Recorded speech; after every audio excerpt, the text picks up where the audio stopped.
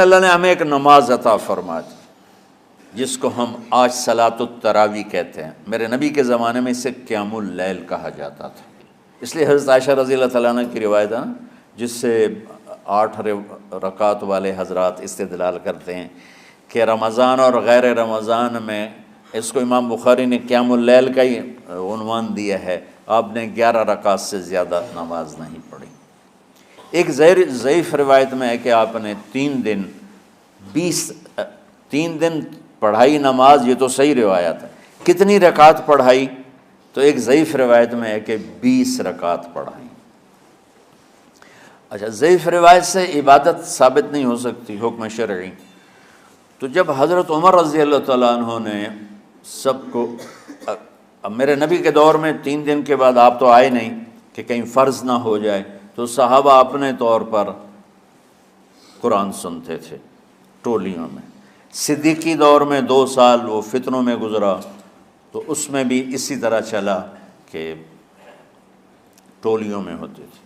حضرت عمر رضی اللہ عنہ کے زمانے میں حکومت مضبوط ہو گئی، طاقتور ہو گئے، تو ابتدائی سالوں میں نہیں، چند سالوں کے بعد اب مسجد میں تشریف لائے تو لوگ اس طرح کوئی 4 ادھر 4 ادھر 5 ادھر 10 ادھر 20 ادھر، تو کہنے لگے ان کو ایک امام پہ جمع کر دیا جائے تو کتنا اچھا ہوگا۔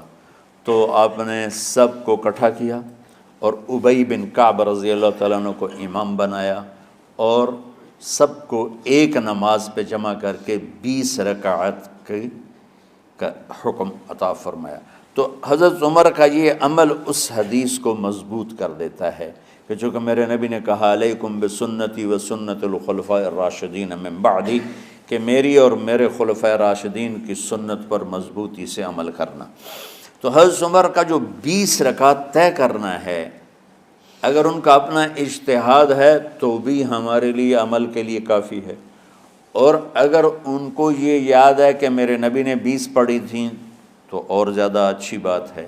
لیکن بہرحال جو 8 پڑھتا ہے ہمارا اس پہ بھی کوئی اعتراض نہیں، چونکہ وہ بھی حدیث کے ساتھ بات کرتا ہے، اور باقی پوری امت 20 پڑھتی ہے ان پر بھی اعتراض نہیں۔ میں ایک جگہ سے گزر رہا تھا، نماز کا وقت ہو گیا، اہل حدیث کی مسجد تھی، میں وہاں نماز پڑھنے چلا گیا، تو ایک بہت بڑا اشتہار لکھا ہوا تھا 20 تراویح ثابت کرنے والے کو 5 لاکھ روپے انعام، کہ 20 تراویح، سینکڑوں سال سے امت کا عمل 20 تراویح آ رہا ہے۔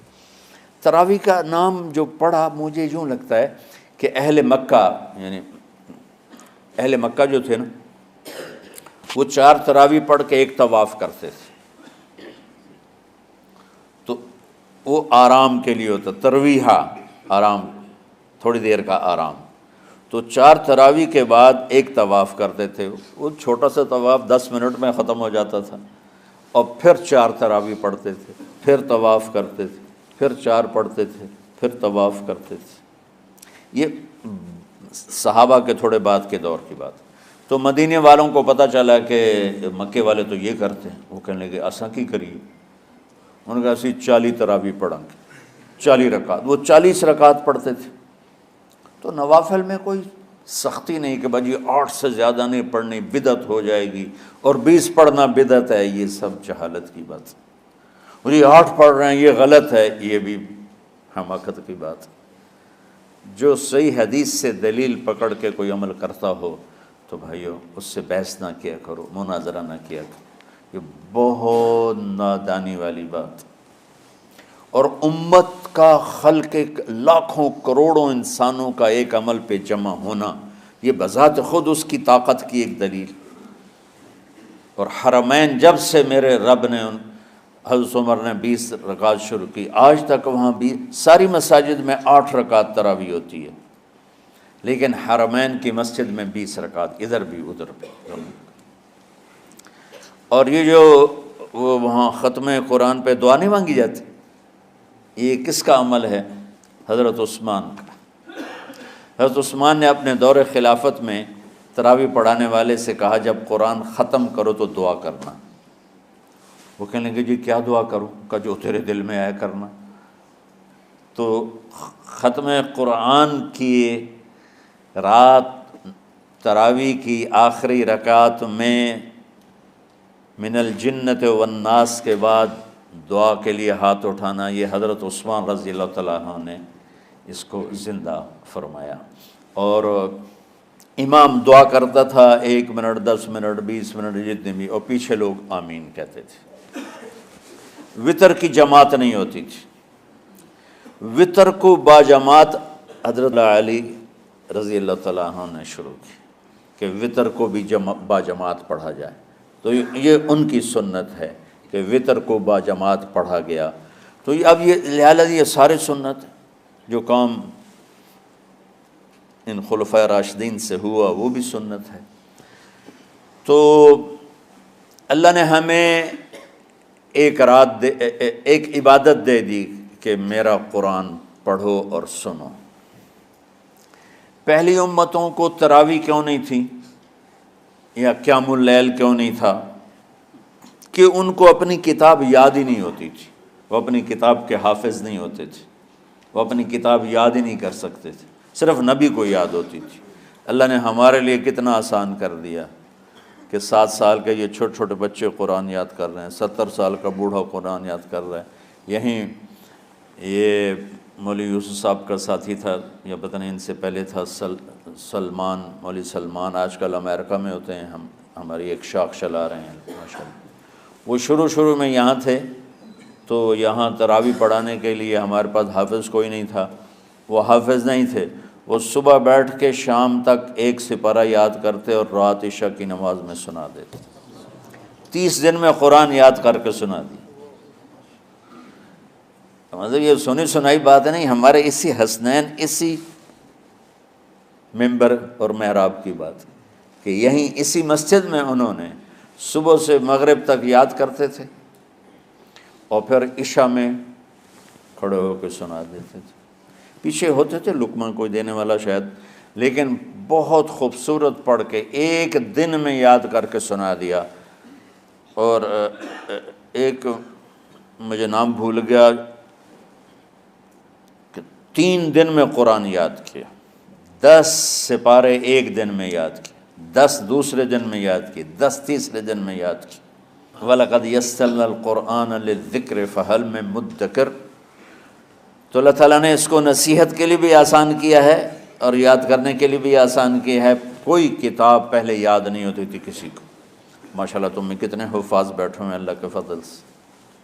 تو اللہ نے ہمیں رات کی نماز عطا فرمائی، اور چونکہ یہ ایک مشقت ہے تو میرے نبی نے کہا یہ رات کی نماز کے ہر سجدے پر 1500 نیکی لکھی جاتی، 1500 نیکی لکھی جاتی۔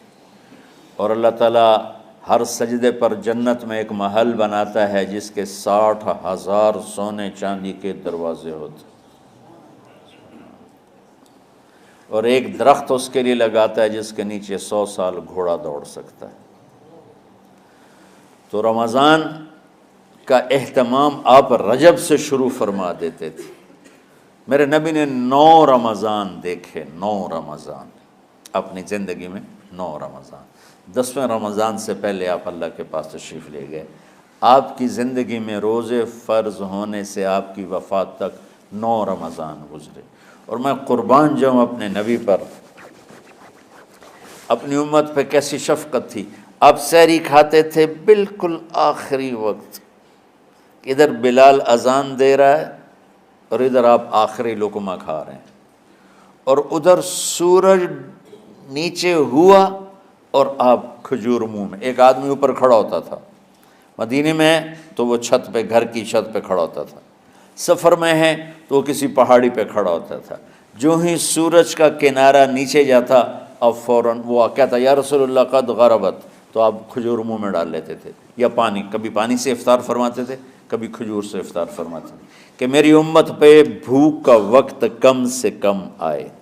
آج کل جو یہ ہمارے افطاری کے اوقات ہیں نا، یہ سورج ڈوبنے کے بھی 2-2.5 منٹ بعد کے ہیں کہ احتیاطاً، ٹھیک ہے چلو احتیاط کر لو کوئی مسئلہ نہیں، لیکن اصل ہے ادھر چونکہ اب سورج ہمیں نظر ہی نہیں آتا ہے، اس طرح ہم گھرے ہوئے ہیں شہروں میں، دیہاتوں میں بھی اب اس طرح کا ماحول ہے کہ وہ نظر نہیں آتا ہے، تو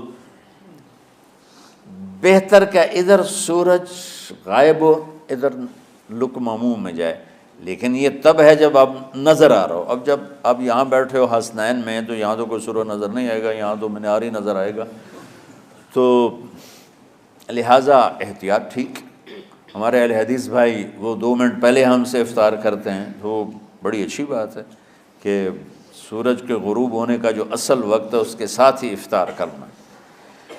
اور سحری میں ایک واقعہ سناتا ہوں۔ آپ سحری کھا رہے تھے، بکرے کی سری پکی ہوئی تھی، تو مولا علی رضی اللہ تعالیٰ عنہ اور عرباض بن ساریہ رضی اللہ تعالیٰ عنہ آپ کے ساتھ کھانا کھا رہے تھے۔ تو حضرت بلال ہے، یا رسول اللہ وقت ختم ہو گیا ہے، میں اذان دینے جا رہا ہوں، آپ برائے مہربانی کھانا پینا بند کریں۔ اور یہ کہہ کر چلے گئے۔ ایک انصاری عورت تھی، اس کے گھر کی چھت پہ چڑھ کے اذان دیتے تھے۔ چڑھنے لگے تو پھر واپس آئے کہ دیکھوں اللہ کے نبی نے کھانا چھوڑ دیا یا نہیں۔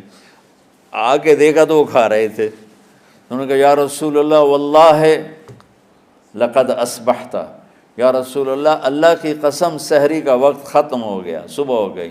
تو آپ نے ہاتھ پیچھے کر لیا، کہہ رہے تیرا بھلا ہو بلال، ابھی وقت باقی تھا، تیرے قسم کھانے پر اللہ نے اس کو پہلے نکال دیا کہ تیری قسم کہیں جھوٹی نہ پڑ جائے۔ تو حضرت علی نے فرمایا کہ اگر بلال قسم نہ کھاتے تو جب تک میرے نبی کھاتے رہتے صبح صادق نہیں ہونی تھی۔